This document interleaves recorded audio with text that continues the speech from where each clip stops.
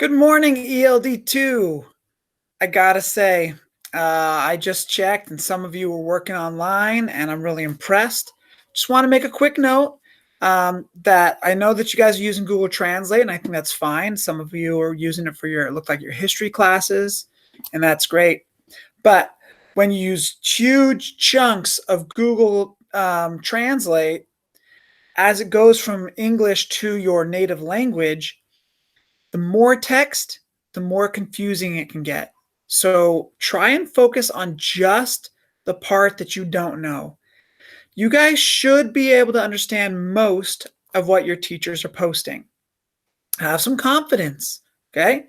And then if you're confused about a single word or a single sentence, translate that, okay? Instead of just taking the whole text, copy and pasting it, because I think that's going to be ultimately too confusing.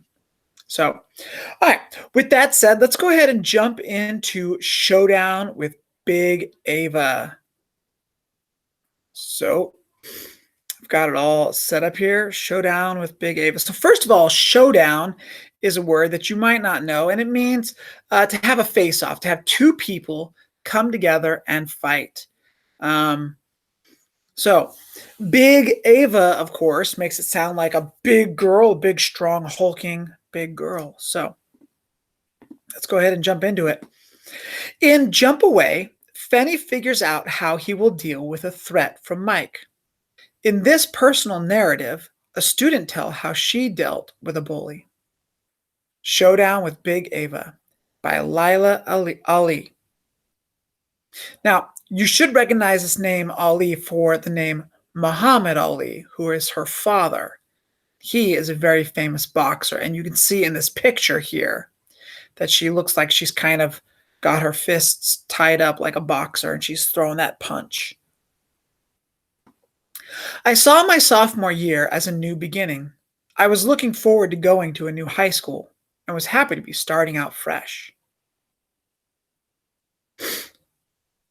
I even got a new hairdo, a short cut that made me feel more mature. It was a clean look. I was looking for a clean start.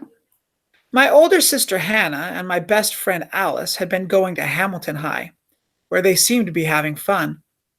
I knew there were cliques, but I figured I'd find my own place. All right, check out this word cliques and say it with me, cliques. Cliques. I know it's got that QU and you might read it cliques. It's pronounced cliques.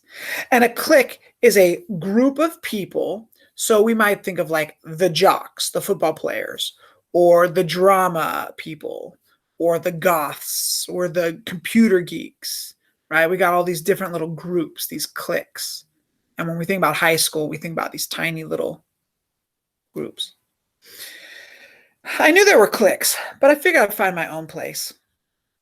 I was at Alice's house a month before school started when I felt the first twinge of trouble. Alice was on the phone with a girl reputed to be the toughest sister at Hamilton. For some reason, this girl had attitude about me and was talking mess. She was telling Alice how she had every intention of kicking my butt. She's talking about me, I said. Let her say it to me. I got on the phone. I hear you think you're all that, said the girl I'll call Big Eva. I don't think anything.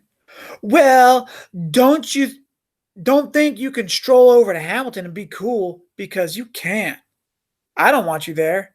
If you show up that first day, I'll whoop you. Tell you what, I said.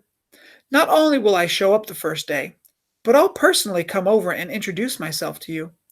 That way you don't have to go looking for me. You don't know who you talking to. I ain't talking to anyone. And with that, I hung up in her ear. Yikes, that's pretty rough. The question says here, what connection can you make to the text here? Have you ever been threatened by a bully at school? I remember I was in 8th grade and a bully came after me with a knife. True story. He stopped me after school and he pulled out a knife and he didn't stab me with it, but he waved it at my stomach like he was going to cut me up. When the first day of school came around, I was ready because Hannah had preceded me at Hamilton, No one quite knew what to make of me. Hannah was sweet. I was fire. Hannah was friendly. I was reserved. I gave off a don't mess with me vibe, and I wasn't interested in joining any clique. I've always gone my own way. Alice and Hannah were my only friends, and that was enough. In fact, I was with Alice and Hannah when I had my first encounter. We were heading toward the school's main entrance. A group of 7 or 8 tough looking girls were hanging out on the steps. They all had attitudes. The biggest among them had a deep cut across her face. I wouldn't call her pretty. That's Big Eva, whispered Alice. I had figured as much. I walked over to Big Eva and stood right in front of her, toe to toe. I'm Layla. Big Eva started rolling her neck.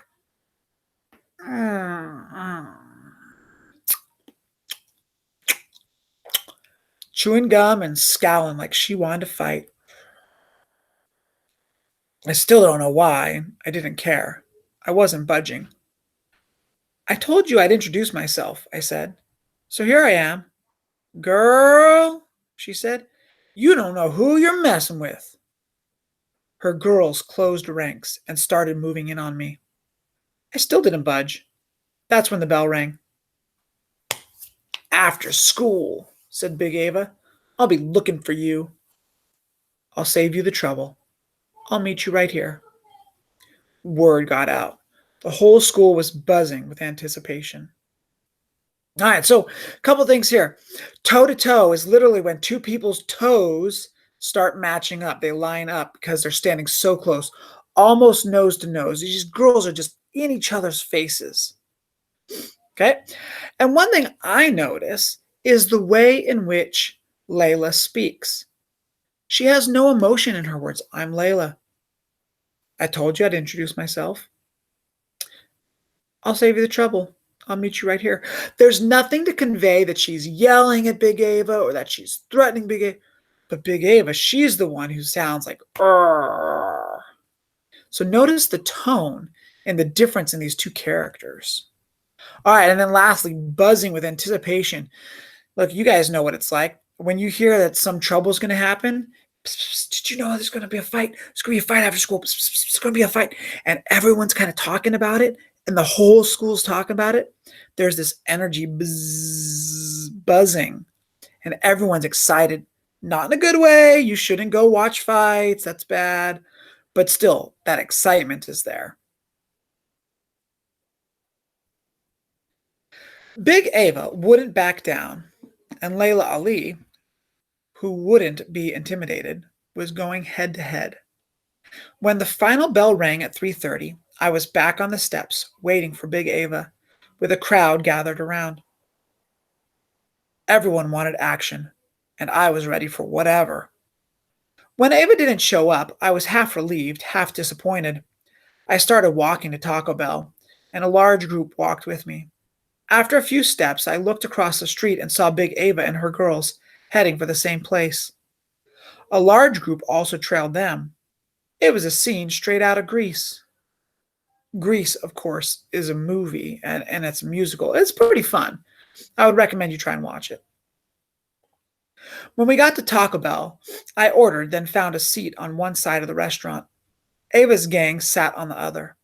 I wasn't sure what she wanted to do, but I was going to let her make the first move because she was the one who had the problem with me. Hannah, Alice, and I sat there for a good half hour. By then, the place was packed with Hamilton students waiting for a brawl. I felt 100 eyes on me, but I just sat and ate my taco. When I finished, I got up, slowly walked past Ava's table, and without saying a word, dumped my garbage in the trash. Ava kept rolling her neck, but she never made a move. Nothing happened until the next day. I was in the girls' room when Big Ava showed up. You're all show and no go, she said. Fine, I said. Let's go. She shoved me hard. I shoved her back harder. And just as we were about to get cracking, a teacher walked through the door. A few seconds later, we were sitting in the principal's office. So, They see each other in the bathroom. They're about ready to start fighting. And then as soon as they're about ready to get cracking, they get broken up. The principal started a long speech about the futility of fighting. I interrupted her. Futility is a great word. Say it with me, futility. Futility means it's just not going to work. Doesn't matter how hard you try, nothing good is going to happen. Nothing good comes from it. It's futile. Look, I said directly to Big Eva, I'm not interested in fighting. I never was. I just wasn't about to be bullied. What makes you think you can go around here bullying everybody? Whoops. I expected Eva to start talking more mess. Instead, something amazing happened. Big Eva started crying. I mean, big tears. Maybe it was because the door was closed and we were alone in that office. Maybe because she'd been holding it in for so long. Or maybe because she sensed that I wasn't really angry at her. Whatever the reason, in between tears, she let loose all the reasons she'd been acting the bully. All the tears and fears came spilling out. How she hated being overweight, how she felt ugly inside, how she never got any attention at home, how the only way she beat back bad feelings was by intimidating others, how deep down she really hated herself and the ugly front she had created to scare off the world. All right, a couple of words here that I notice. Um, it says here the big tear, okay, holding it in for so long, and then she let loose, and all these things came spilling out. So you can imagine this girl, and then they just all come here. My mom doesn't talk to me, and I feel so ugly, and nobody really likes me. It just comes out, spilling out. I was shocked by Big Ava's gut honest revelations, and also moved. So moved that I shed a few tears myself. I knew she was being honest. I could feel all the hurt this girl had suffered. I even put my arms around her and let her cry in my arms. Both of us sobbing. Two girls who 20 minutes earlier were ready to fight were now acting like long lost sisters. It was crazy, but in its own way, it was beautiful. All right, this phrase gut honest, our guts is another word for our stomachs. But the sense that you get here is this idea that something deep inside Ava, this deep hidden truth that might come all the way up from her guts, right? Like just something deep inside.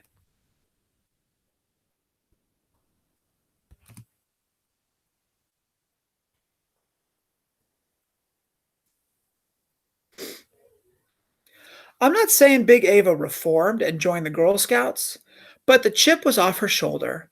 From that day on, Big Ava and I were cool. Okay, reformed means to change, specifically when we're talking about like a criminal becoming just a regular citizen. That's when they're reformed. When we're talking about a bad bully girl becoming a nice, polite girl. And she says, I'm not saying she totally reformed. She didn't become like a perfect Girl Scout girl, but she started to make better choices. And then a chip off her shoulder. This is a great phrase that we use in English all the time. You should know it. Say it with me. Chip off your shoulder. A chip off your shoulder. It does not mean a potato chip. We can look at the definition down here. It says she wasn't angry anymore. But this phrase specifically means we are carrying around something that causes us to be angry at the world. And so we might say, get that chip off your shoulder, or he has a chip on his shoulder.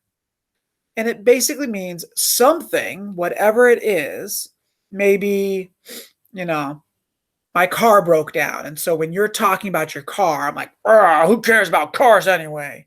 Someone might say, oh, get that chip off your shoulder. Your car will get fixed.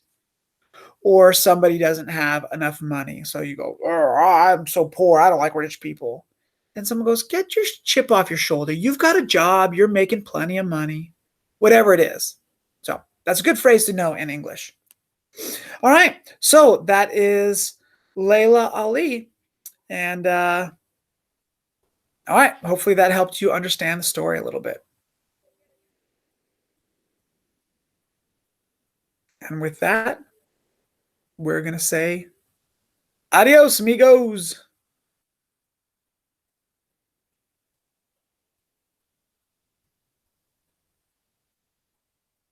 Bye.